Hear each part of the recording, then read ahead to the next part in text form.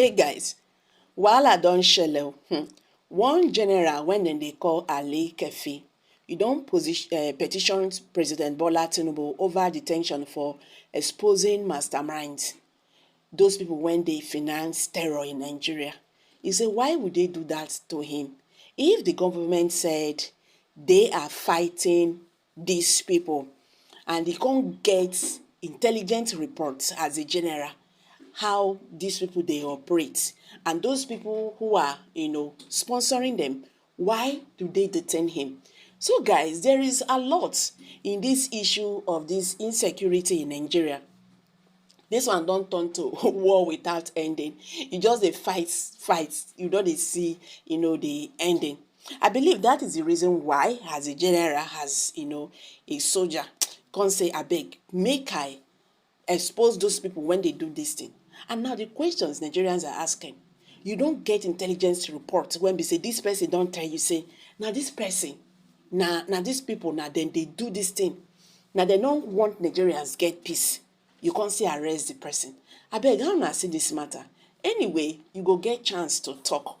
But make we hear the thing when he talk. This one will leave you speechless. And then, that time you go understand, say, all is not well with Nigeria as a country. Welcome back to Prospect Channels TV. Thank you for always coming out here. If you're just joining us, please kindly subscribe to this channel and don't forget to give us a thumbs up. Nigerians, a former general officer commanding GOC, one marginalized division of the Nigerian Army, Major General Ali-Keffi, has written to President Bola Tinubu over his arrest and detention and compulsory retirement.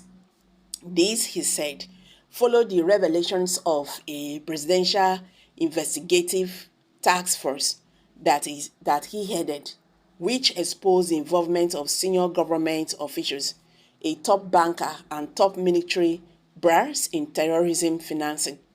As head of Operation Service-Wide, OPS, set up by the former President Muhammadu Buhari to investigate those involved in terrorism financing. Ali-Keffi said he headed a presidential instituted board of inquiry, BOI, convened by Major General B.M. Moganu, retired, the former National Security Advisor, NANS, which sat in the office of the National Security Advisor on SAR for 5 weeks from early January to late February 2020.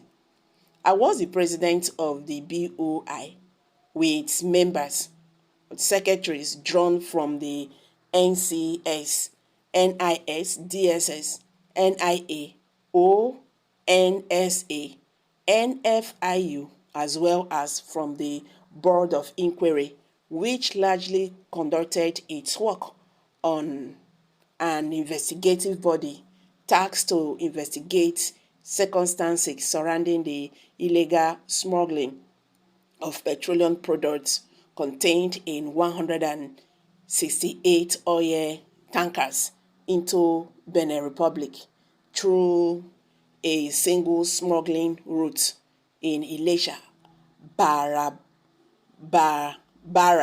in Kwara State. He said the BOI went further to uncover 295 oil tankers that converged premium motor spirit, PMS, and the major smugglers identified, he said. The petition stated that the BOI made a significant discovery regarding the relationship between the smuggling racket, the terrorism, the besetting the northern east, the banditry, that means for ransom, which was at its formative stage in the northwest and part of north central geopolitical zones. This, he claimed, included the illegal mining of minerals in the northwest and north central and large-scale laundering of mostly funds meant for counter-terrorism insurgency operations that was ongoing mostly in the northern regions of the country. The syndicates, which had extensive network in the country as well as being affiliated to the international criminal network, was as a center of moving finance for terrorism for other criminal activities stated above. The most worrisome aspect was that some of the individuals involved in terrorism, financing of Boko Haram, terrorists, and who were also involved in procurement and movement of arms and ammunition for BH and other criminal organizations, had links with the military. It was thus apparent that terrorism and insurgency in the northeast, northwest, and north central were a criminal enterprise and were largely undertaken with profit rather than any ideology as the primary motive. Thus, we at the BOI arrived at the obvious conclusion that progress cannot be achieved except the financiers, collaborators, supporters, and the leadership of the terrorists and insurgents group are identified and network dismantled, he said. The petitioner said recommendations on the findings were made and submitted to the presidency. The petition said the operation successfully infiltrated the leadership of terror groups in the northeast, which accumulated in their declamation, adding that key terrorism financiers were linked to the individuals convicted for terror financing in UAE. The petitioner noted that trouble started when the task force became victims of unfair attacks, including starvation of funding of its operations. The substances the argument that some powerful persons in and outside the government, as well as from the military, were comfortable with the task force, and specifically my humble self as commander, he said. The petitioner said the death of Lieutenant General Ibrahim Têrr0r, under which Têrr0r he served as GOC, dealt a blow to the task force as the new Army Chief, Lieutenant General Farouk Yahya, removed him as GOC, 1 Mechanized Division, Kaduna. He noted that subsequently, the presidency, the AGF, became less helpful.